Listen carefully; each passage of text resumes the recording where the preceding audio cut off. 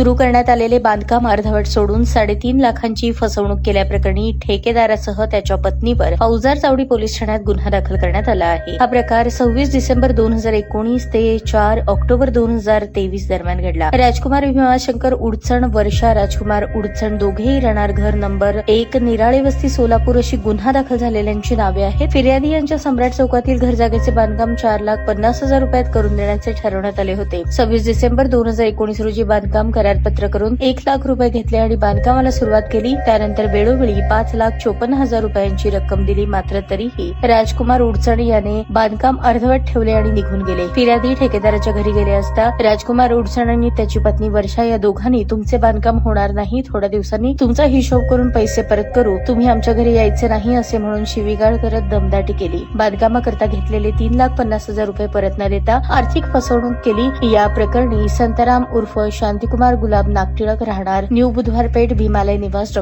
आंबेडकर नगर सम्राट चौक सोलापूर यांनी फिर्याद दिली आहे। या प्रकरणी भारतीय दंडविधान कलम 420-34 प्रमाणे गुन्हा दाखल करण्यात आला असून तपास सहाय्यक पोलीस निरीक्षक जाधव करत आहेत। अशाच नवनवीन अपडेटसाठी जनता राज्य न्यूज चॅनलला सबस्क्राईब करा, लाईक करा आणि शेअर करायला विसरू नका।